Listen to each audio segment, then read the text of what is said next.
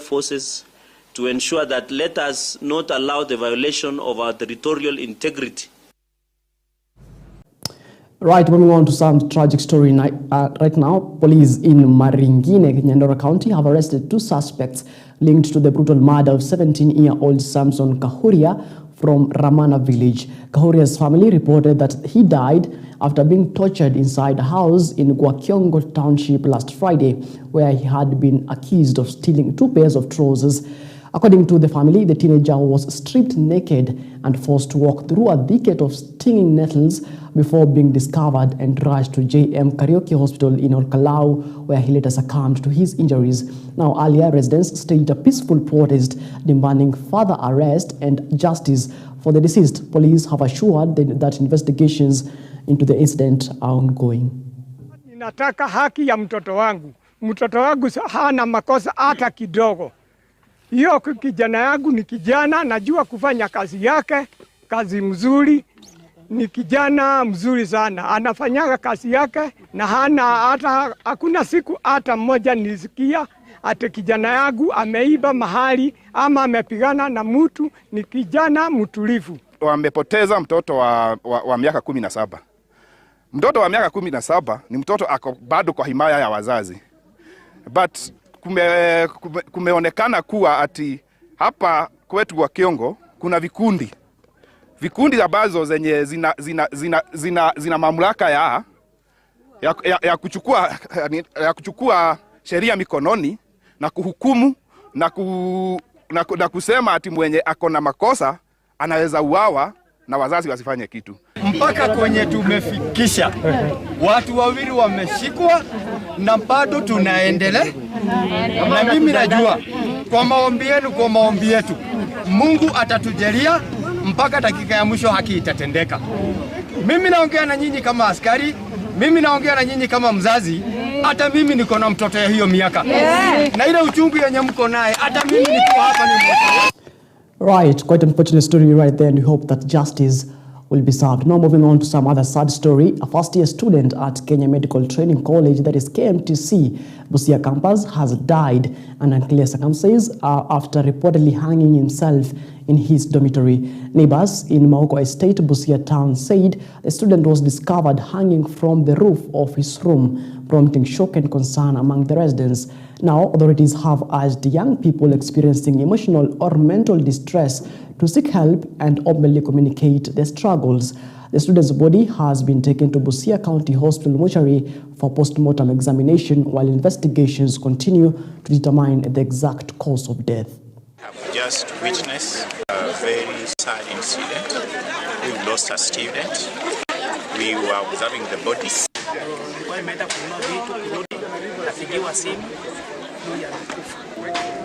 Mimi nikiangalia ametumia tukamba na kalinyonga. So mimi naomba wananchi, ukikuwa na shida ya mawazo ni mzuri ushare, utangaze hata watu wakijua shida zako, lakini ukiambia kila mtu kuna wenye watakuwa advice. Wanakufa kwa sababu ya mapenzi. Kwa sababu unapata pengine kijana amependa msichana, amefika mahali msichana amemfanyia disappointment, ameona njia moja ya kutoka kwa kitu kama hiyo ni mambo na kifo. Now, a university student accused of cyber fraud has been released on bond after the prosecution failed to justify his continued detention. Said Okwanyo, the student facing cybercrime charges, was on Wednesday granted a bond of 500,000 Kenya shillings by Nairobi magistrate Mark Ekubi. In his ruling, Magistrate Ekubi cautioned Okwanyo against interfering with ongoing investigations, stressing that any breach of the directive could result in the cancellation of his bond. Additionally, the court ordered Okwanyo to report weekly to the investigating officers as part of the conditions of his release. To having the suspect respondent be detained for a period of 20 days. So I've also considered the grounds as stated in the application. So having considered the same, I find that the application that is not merited in terms of denying the respondent his liberty. I find that as stated and as the IU, it is evident that the suspect or respondent has no control of what the IO elucidated as part of his investigations. So I hereby not allow that application. So I'll admit the suspect respondent to a bond of Kenya shillings 1 million with a surety of a similar amount. Alternatively, a cash bail of 500,000 conditional upon him availing three contact persons. Do appear before the IO on a date that we agree after I deliver this ruling and time on a weekly basis, once a week. So he'll appear before the IO weekly, once a week, and I believe the IO is present. Now to the Corridors of Justice, the judiciary, in collaboration with the Prisons Department, has launched a nationwide initiative aimed at reducing congestion in correctional facilities. Chief Justice Martha Koome announced the program during her visit to Garissa Prison, outlining that the move will focus on reviewing sentences and, where appropriate, releasing individuals convicted of petty and minor offences to serve community service instead. Now, the initiative will also involve the review of bail and bond terms for unconvicted persons, ensuring that those awaiting trial are not unnecessarily held in custody. Now, additionally, judges of the High Court will continuously review sentences to help maintain a sustainable prison population. Justice Koome emphasized that the initiative seeks to uphold justice while addressing the challenges of overcrowding, which has long strained resources in the prison system. That's why more focus for the prison officers should be on designing programs for the convicts, not for remands who are utilizing a lot of resources by just being inside the prisoners. So therefore, your leadership, we have a lot of challenges, the overcrowding that also hinders designing the rehabilitation program, electronic infrastructure to facilitate the virtual course, which has really assisted because we do not have to take each and everyone to court, because it has cut on budgets. Therefore, your leadership, if we could be able to fast track the hearing of remand cases to ease the overcrowding and promote humane conditions, then we would really appreciate. I believe these 18 who are going to work with the county government of Garissa under the supervision of our probation and other government agencies, their life will not end at finishing those 4 months, 3 months, or 6 months. It will be continuous, and they will find something to do within the county of Garissa on a permanent basis. It is due to this that the judiciary, also in collaboration with the prison services and correctional services, is currently undertaking a decongestion exercise in all prisons in the country in our efforts to ensure that our criminal justice system upholds the principles of justice, humanity, and rehabilitation. All right, that's a relief for the inmates. All right, moving on, the Kenya National Union of Teachers, that is NAT Nairobi branch, has strongly challenged the Teachers Service Commission, that is TSC, over what it describes as the covert reintroduction of the decolonization policy. In a statement, the union condemned the recent transfer of teachers from Nairobi to Kitui and other counties, calling the move punitive, discriminatory, and a direct threat to family unity and the mental well-being of affected educators. NAT accused the TSC of experimenting with Nairobi teachers, arguing that uprooting them after decades of service in capital is unfair and inhumane. The union warned that implementing decolonization during the crucial examination term could negatively impact learner performance. The union has demanded that the TSC immediately revoke the transfer and promotion letters to prevent further disruptions in schools. Wengine wamepata hizo barua za kwenda delocalization Kitui, wengine wamebakisha miezi mitatu, kuna wengine wanaenda Januari. Pia tulikuwa tunajua mambo ya delocalization imeisha kwa sababu mliona wakati Kenya Kwanza ilikuja kwa mamlaka, hiyo mambo ya delocalization imeisha. Kwa nini imerudishwa kwa Nairobi na kwa walimu wa Nairobi? We demand Teacher Service Commission to immediately revoke the punitive promotion letters and adhere to our government policy on delocalization. Yeah. Only concern is when they promote teachers after stagnating for over 10 years, and instead of giving them promotion letters, they put a condition: you must go to. All right, now let's talk matters healthcare. And the Mombasa County Health Department has launched a vaccination campaign targeting long-distance truck drivers and sex workers to curb the spread of the Mpox virus. Health officials have urged stakeholders to cooperate fully to ensure the success of the initiative. Speaking during the conclusion of a stakeholders workshop, Deputy Commissioner for the Changamwe area, Kipko H. Labat, assured the public that the vaccine is safe for use.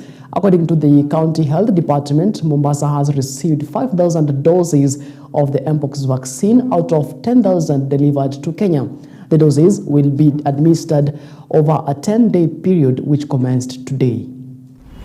The health workers will do their work, but they will not do it alone. They need our help.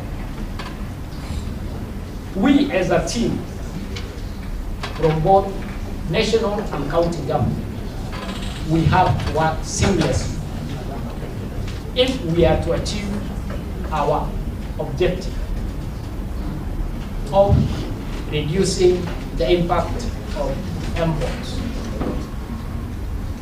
You've heard that we've lost 2 lives already in Mombasa,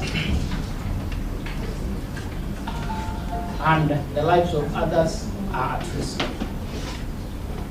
So let's go out there. My urge to all my team, please, let's pass the word that the vaccine is safe, because that is what most people fear, and that is what those people who are out to spoil everything will use. The vaccine is not safe.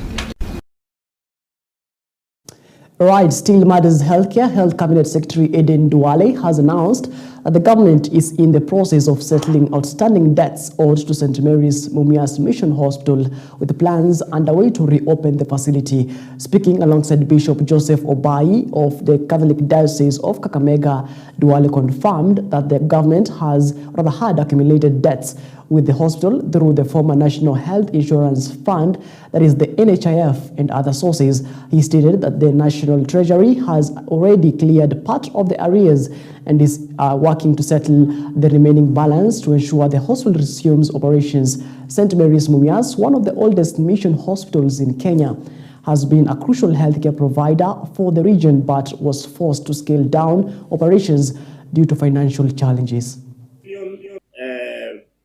Of the claims have still to be verified. So it means that we have to continue engaging with SHA, but I can confirm that we have had all the money.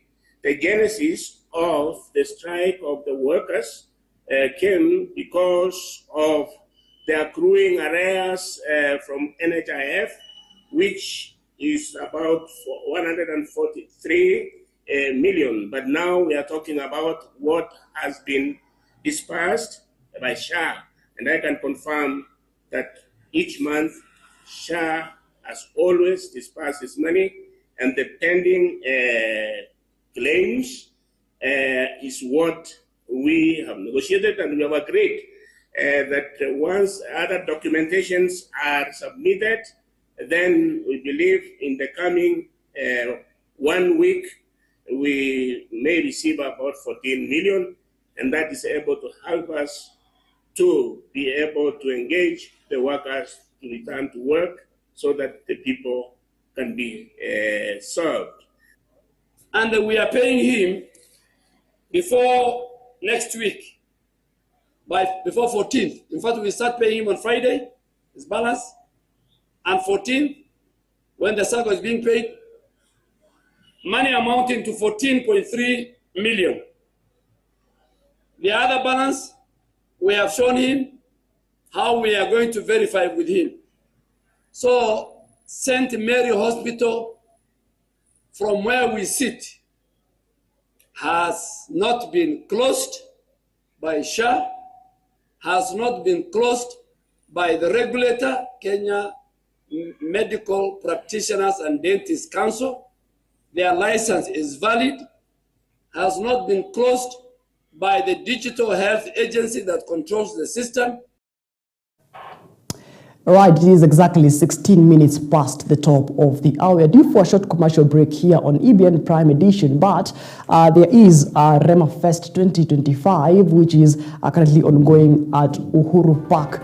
That is in Nairobi, which actually started on September 1st, which will go all the way to September 5th of 2025, and thousands of believers gathered there in unison, worshiping, praying, and declaring the name of our Lord Jesus Christ. Of course, it shall continue tomorrow and shall be bringing you subsequent coverage from Uhuru Park, Nairobi. All right, it is exactly 16 minutes past the top of the hour. Taking a short breather here on EBN Prime Edition, but we'll be back in just a bit.